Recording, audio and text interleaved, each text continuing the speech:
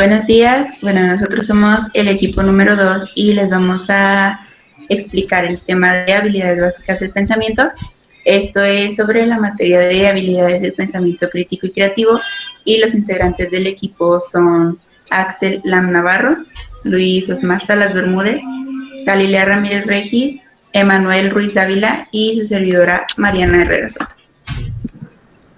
Bueno, como les expliqué, vamos a hablar un poquito de las habilidades básicas del pensamiento y para empezar les traigo una pequeña introducción. Bueno, las habilidades básicas se ubican en el nivel prereflexivo de Cole. Ustedes se preguntarán qué es Cole. Bueno, por sus siglas, Cole significa comprensión ordenada del lenguaje y este es un modelo metodológico didáctico que fue creado por Campirán. La COL se divide en 3 niveles distintos y las habilidades básicas se ubican en el primero.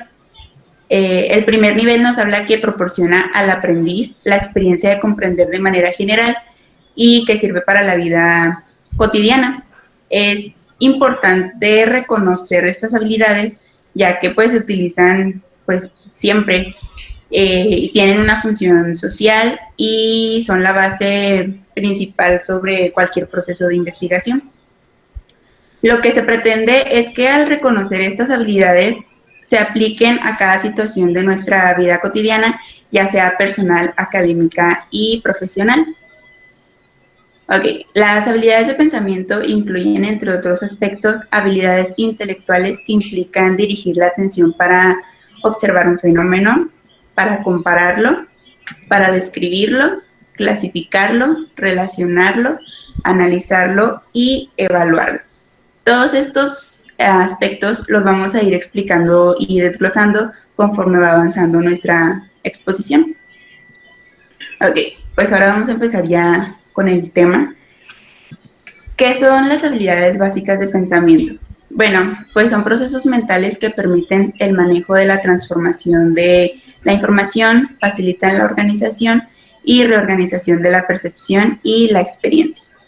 Por medio de estos procesos mentales se puede reflexionar, se puede analizar, se puede argumentar, crear y recrear realidades, se construyen y reconstruyen significados y estos procesos se van desarrollando y perfeccionando con la práctica hasta que se convierten en habilidades. Es, por ejemplo, cuando uno no nace con la habilidad, por ejemplo, de jugar fútbol o, por ejemplo, de leer. Entonces, que tienes que estar constantemente practicando y así se va a ir desarrollando y perfeccionando esa habilidad. Las habilidades básicas de pensamiento no son, son básicas no porque sean procesos simples, sino porque son la base del pensamiento analítico, crítico, creativo y valorativo. Estos pensamientos son considerados por algunos autores como Lippmann como pensamiento complejo o de orden superior. Algunos aspectos a considerar en el desarrollo de las habilidades básicas de pensamiento son, por ejemplo, prestar atención a la intencionalidad del acto mental, observar actividades mediante las cuales se pueda optimizar el uso de alguna actividad en particular, o por ejemplo, las habilidades también se pueden abordar desde una perspectiva analítica. Ok, ahora vamos a seguir con uno de los aspectos que mencioné al principio, que viene siendo la observación.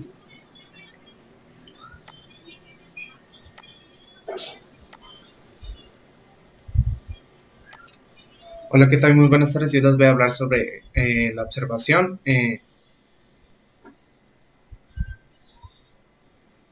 Ok, la observación es un proceso de pensamiento donde tenemos contacto con el mundo que nos rodea. Además, este lo utilizamos en la vida cotidiana, desde al momento de elegir la ropa que vamos a utilizar, hasta actividades más complejas como ya sea leer un libro o alguna comprensión de un texto.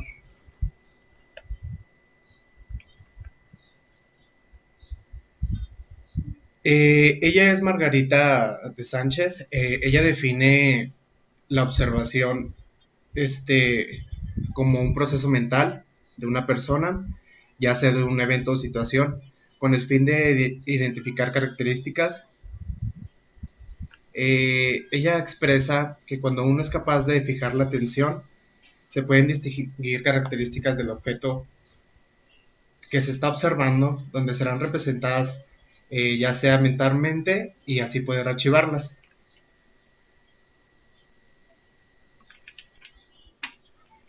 La observación tiene una característica que se divide en momento concreto y un abstracto. El momento concreto tiene que ver con el uso de los sentidos. Por ejemplo, ya sea una imagen mental para poder captar características de alguna persona, evento o una situación. El momento abstracto tiene que ver con la reconstrucción de los datos en la mente, por ejemplo, alguna experiencia previa que hayamos tenido. Cabe mencionar que es muy importante usar todos los sentidos para poder desarrollar las habilidades básicas. Una breve síntesis es que la observación es el medio por el cual se entra en contacto con el mundo real, donde los sentidos juegan un papel muy importante. Además, la observación también puede ser directa e indirecta. La directa consta cuando el objeto que se define indica el uso de los sentidos de la persona que realiza ese proceso. Ahora bien, vamos con la indirecta. Es cuando el objetivo indica la identificación de características de una persona, evento o situación a través de personas o medios de comunicación.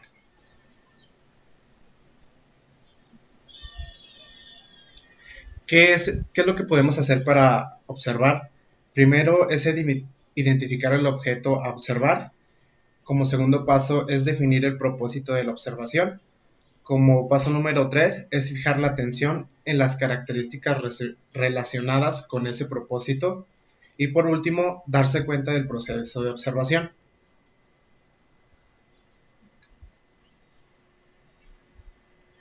En la observación se debe procurar fijar la atención en algunos factores que influyen, por ejemplo, el grado de conocimiento que se tenga de esa persona, el evento que se está observando y la influencia del observador.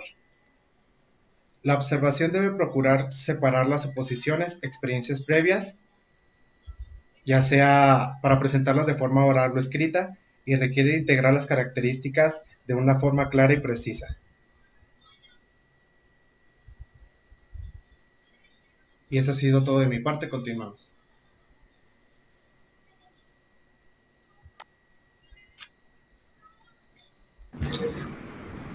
Buen día, yo les voy a hablar acerca de la comparación. ¿Le puedes dar mañana, por favor? Bueno, la comparación es un proceso, una extensión que surge de la observación. En este proceso nosotros vamos a determinar ciertas diferencias y semejanzas a base de variables seleccionadas.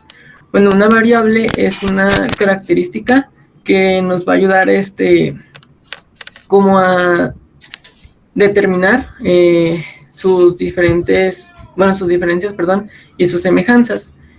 La comparación se fundamenta en la información que proporciona la observación. Como ya lo mencionaba, este es un proceso que surge, que parte de la observación, que ya la vimos.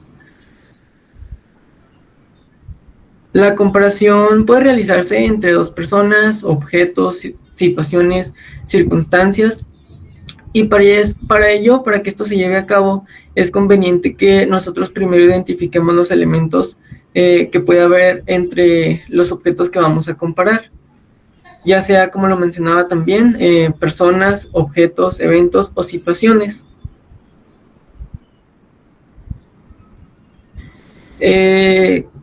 En la comparación, las variables nos facilitan mucho el proceso, ya que estas identifican y especifican variable por variable las características, que son las que hacen que las personas, objetos, eventos y situaciones que se vayan a comparar sean semejantes o diferentes entre sí.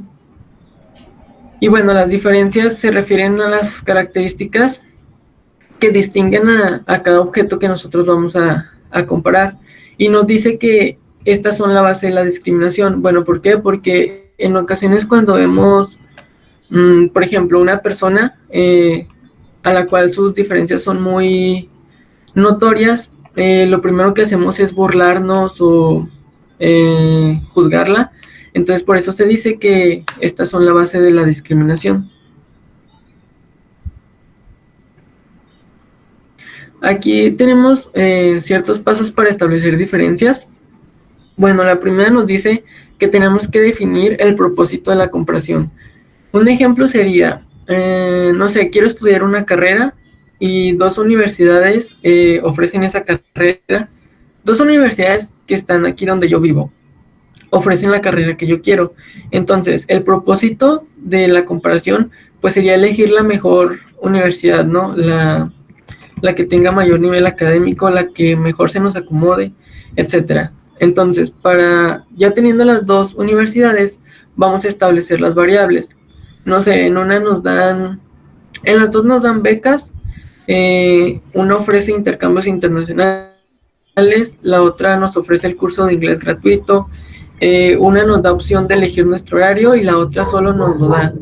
Entonces, ya tenemos aquí nuestras variables. El siguiente paso sería fijar nuestra atención en las características relacionadas con las variables. Ya sería más profundizarnos en cada variable, como ver las desventajas y desventajas de cada una. Por ejemplo, en la beca, no sé, una nos da 4,000 pesos cada 2 meses y la otra nos da, no sé, 3,000 cada 2 meses. Entonces ahí ya nos estaríamos metiendo como en las características de una variable, ¿no? Que en este caso sería la beca. Entonces ya vamos a identificar las diferencias. Primero tenemos las diferencias de que una nos ofrece intercambios y la otra no. Otra diferencia sería que una nos da a elegir el horario y la otra solo nos da el que tengan, el que sea. Y la diferencia también de las becas pues sería que una nos da más que la otra. Entonces ya al final nos vamos a dar cuenta del proceso que nosotros hicimos para llevar a cabo nuestra comparación. Y bueno, las semejanzas, son las características que son iguales. Por ejemplo, una manzana y un plátano, bueno, pues su semejanza, es que son frutas las dos. Y bueno, se refieren a las características idénticas o similares, como ya lo mencionaba, de personas, objetos, eventos o situaciones. Y también existen diferentes tipos de semejanzas, como lo son las absolutas, las relativas, las intrínsecas, las funcionales, las implícitas, o las sobreentendidas.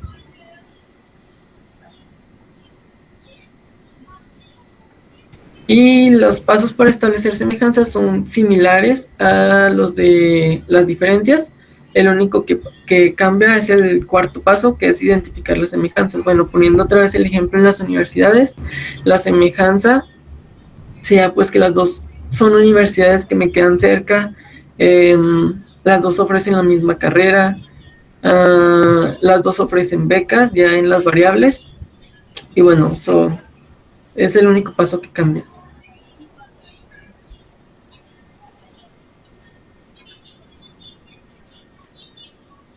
Y bueno, ahora vamos a hablar sobre los tipos de semejanzas que mencioné hace un momento. Bueno, las semejanzas absolutas nos dice que son las que corresponden a la igualdad de las características. Estas deben ser idénticas y prácticamente es imposible que se puedan presentar. Bueno, unos ejemplos serían, por ejemplo, 2 gotas de agua, 2 pelotas de golf, inclusive una fotocopia también es una, o sea, porque son iguales. Las siguientes son las semejanzas relativas. Las semejanzas relativas corresponden a lo parecido de las características. En este tipo de semejanzas se valora lo más parecido posible. Un ejemplo sería, por ejemplo, un equipo de fútbol. Bueno, dos, porque bueno, los dos son equipos de fútbol, los dos se componen de personas. Sin embargo, cambia como su vestimenta, o sea, su uniforme. Pero pues a final de cuentas siguen siendo equipos de fútbol. El siguiente, que son las semejanzas intrínsecas, nos dicen que son aquellas características propias de los objetos comparados. Por ejemplo, si comparamos una manzana y una pera, sus semejanzas intrínsecas serían que las dos son frutas, las dos crecen de un árbol, y las dos las podemos encontrar en un supermercado. Las siguientes son las semejanzas funcionales. Estas nos dice que son aquellas inherentes a las funciones que realizan los objetos, similares en cuanto se puedan utilizar por el mismo propósito. Por ejemplo, para bajar de peso, podemos hacer dieta, podemos hacer ejercicio, podemos dejar de comer, y pues esas son unas semejanzas funcionales, o sea, prácticamente llegan a su final, no bajar de peso. Y por último tenemos las semejanzas implícitas. Las semejanzas entre dos o más personas, objetos, eventos o situaciones pueden estar implícitas o sobreentendidas.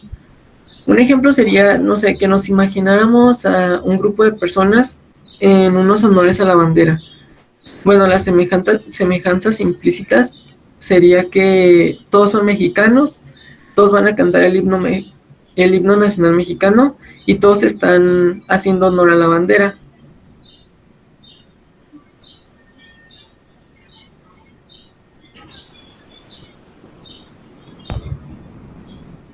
Mariana, ¿le puedes dar, por favor? Y bueno, como conclusión de la comparación, sería que este proceso constituye el paso previo para establecer relaciones entre pares de características de personas, objetos, eventos o situaciones. Las operaciones mentales que nosotros llevamos a cabo para comparar objetos y la relación aparentemente son iguales, pero un análisis cuidadoso de ambos procesos permite verificar que incluyen como niveles distintos de abstracción. Y bueno, de mi parte sería todo. Bueno, yo voy a hablarles sobre la relación. Y bueno, la relación es el proceso en cual vamos a establecer nexos entre un par de características de un objeto o situación dependiendo de una sola variable. Y como decía mi compañero Osmar, pues esto va después de realizar la comparación, porque como veíamos en la comparación se establecen semejanzas y diferencias, pero de forma independiente. Ya después en este proceso que es la relación, pues vamos a establecer una conexión entre estas características, pues. Bueno, tenemos que el autor de Sánchez nos dice que el proceso de relación se da una vez que se obtienen datos para luego realizar abstracciones de esta información y establecer nexos entre los informes, las experiencias previas y teorías. Como vemos en la imagen, pues podemos observar una variedad muy grande de hongos, y estableciendo las variables podemos decir de tamaño, de color o de forma. Y yo puedo seguir la variable, por ejemplo, del tamaño, y puedo decir que el hongo que se encuentra en la parte superior derecha de la esquina es más grande que el que se encuentra en la parte inferior izquierda. Y así podemos establecer relaciones entre cada uno de las clases de hongos que se encuentran en la imagen. Bueno, ¿le puedes dar a la siguiente? Bueno, nos dicen que las relaciones surgen del proceso de comparación, pueden expresar equivalencias, similitudes o diferencias, y se pueden utilizar expresiones como mayor que, igual que, menor que pues serían los nexos, ¿no? Y bueno, aparte de esto también se nos dice que las variables pueden ser cualitativas o cuantitativas. Aparte de esto, pues se consideran las características de una misma variable provenientes de la comparación, como ya había mencionado, y se conectan mediante los nexos que pueden ser mayor que, igual que y menor que. Como vemos en la imagen, tenemos diferentes tipos de insectos y bueno, todos tienen diferentes colores, diferentes formas, pero si te fijas bien, unos tienen más patas que otros. Entonces yo puedo observar que la araña tiene 8 patas y los demás solo tienen de 4 a 6 patas. Entonces mi relación sería: las arañas tienen una mayor cantidad de patas a diferencia de otros insectos. ¿Me puedes dar la siguiente, por favor? Okay. Bueno, una pregunta clave para establecer relaciones es qué podemos afirmar o qué podemos negar de lo que deseamos relacionar. Aquí vemos a dos artistas y lo que yo puedo afirmar de ellas es que ambas son mujeres, se dedicaban a la música, bueno, se llaman ambas Selena, y bueno, otra cosa es que los conocimientos previos de lo que queremos relacionar pues afectan este proceso. Por ejemplo, yo puedo decir, Selena Gómez ha tenido mayor éxito que Selena Quintanillas. Sin embargo, si yo le pregunto esto a mi mamá, pues ella me va a contestar una cosa totalmente diferente. Ella me va a decir, para mí, Selena Quintanillas tuvo pues mayor éxito que Selena Gómez, porque ella pues vivió donde Selena Quintanillas pues tuvo un gran éxito, ¿no? Ahora, ¿le puedes dar la siguiente, por favor? Okay. Y estos son los pasos para establecer relaciones. Primero necesitamos definir el propósito de la relación, necesitamos establecer las variables, fijar la atención en las características de las variables, y aquí vamos a utilizar un proceso que es de observación.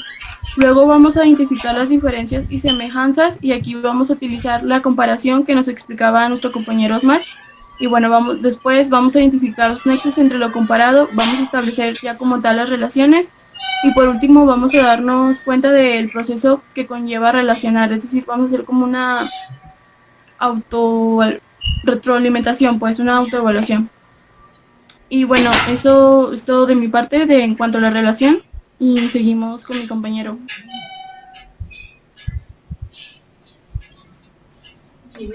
Bueno, yo les voy a hablar sobre la clasificación. Bueno, primero que nada, les voy a decir qué es la clasificación y qué es lo que permite. La clasificación permite identificar personas, objetos, eventos o situaciones que jamás se han visto, identificar o definir conceptos y plantear hipótesis. Permite realizar también dos tipos de operaciones mentales.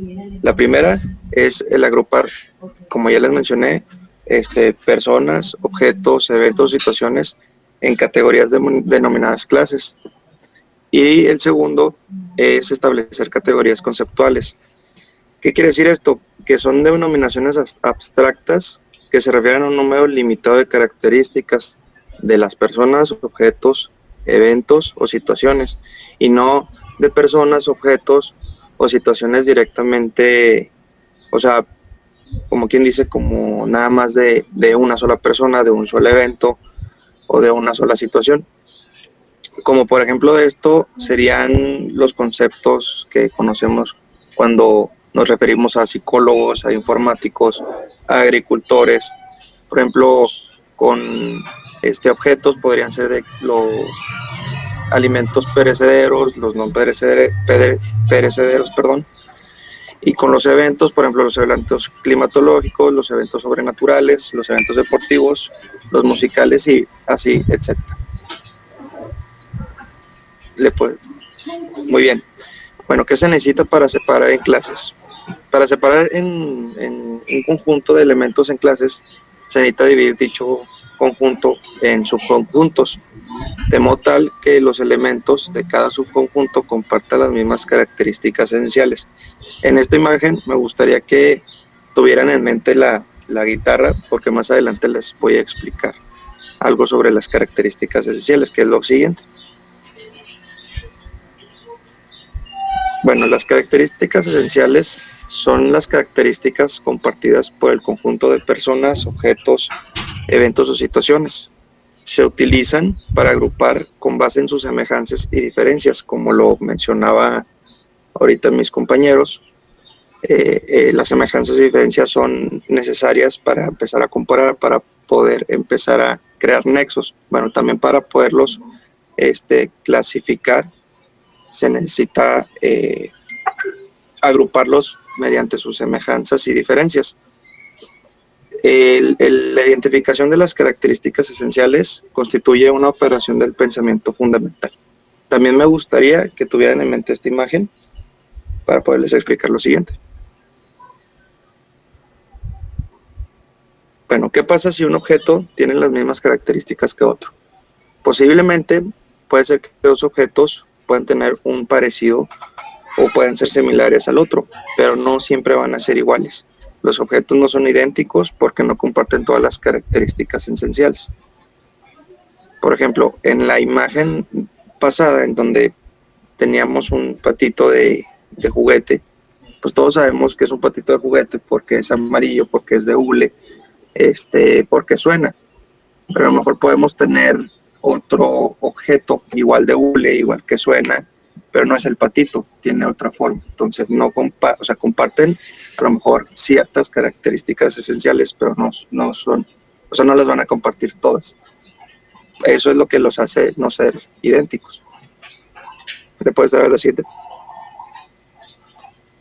Bueno, ¿qué se hace para clasificar? Primero que nada, pues se definía el propósito de la clasificación. Segundo, establecer las variables.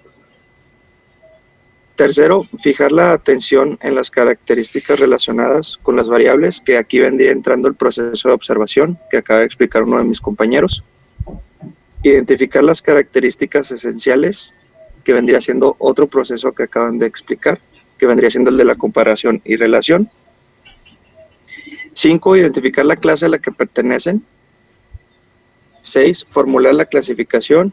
Y por último, darse cuenta de todo este proceso, de estar conscientes de qué paso se fue haciendo,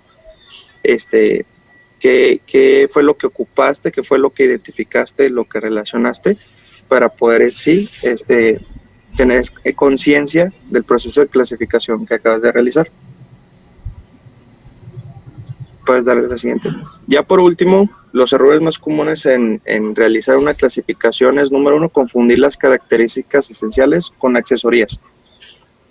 No sé si recuerdan que les dije que tuvieran en mente la imagen de la guitarra. Bueno, nosotros sabemos que pues una guitarra cuenta con sus trastes, con sus cuerdas, que son 6 cuerdas, con su caja, pero una accesoría se refiere a una característica que presenta pero no es propia de ese objeto, por ejemplo de este caso la guitarra.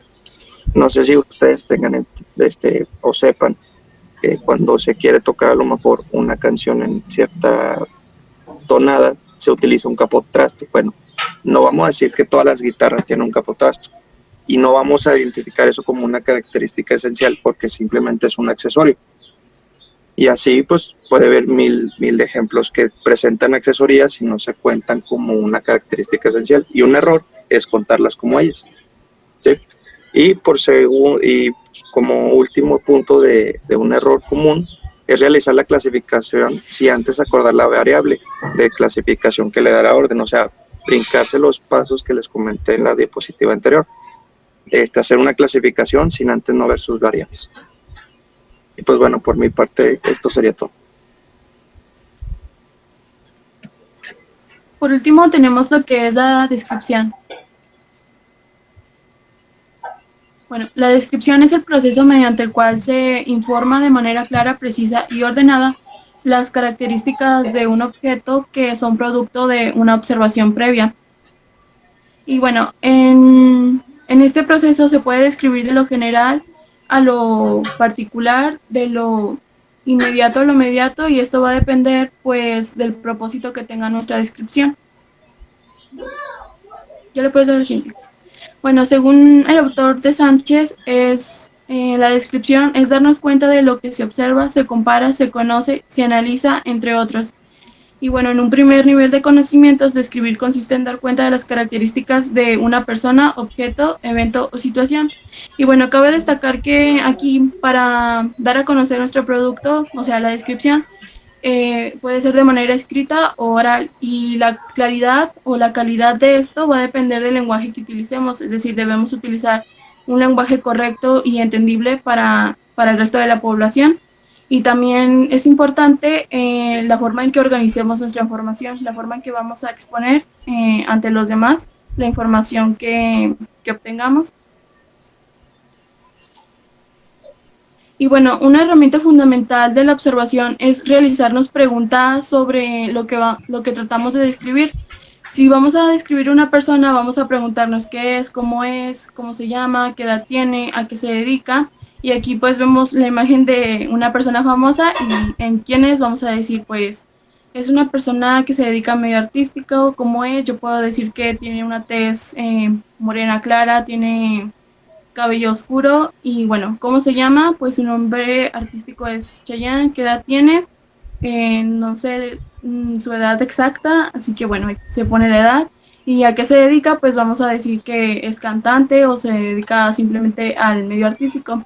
En un objeto vamos a responder a las preguntas de qué es, qué tiene, qué hace, qué función realiza o para qué se usa. Y bueno, aquí yo escogí un objeto de la vida cotidiana y bueno, ¿en qué es? Pues vamos a decir que es un aparato electrónico. ¿En qué tiene?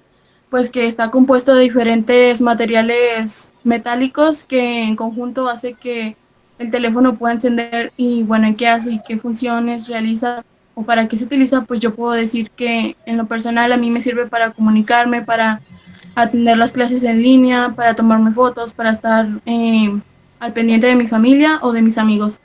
Y bueno, en un evento o situación vamos a responder a las preguntas dónde, cuándo, por qué, quiénes estaban o qué pasó. Y aquí en la imagen podemos ver que es una celebración del Día de la Independencia y bueno, ¿en dónde sucede? Pues en el Zócalo de la Ciudad de México. ¿Cuándo? Pues cada 15 de septiembre. ¿Por qué se realiza? Porque se conmemora pues la independencia de nuestro país y bueno, quienes estaban, podemos decir que autoridades, el presidente y pues la población mexicana en general.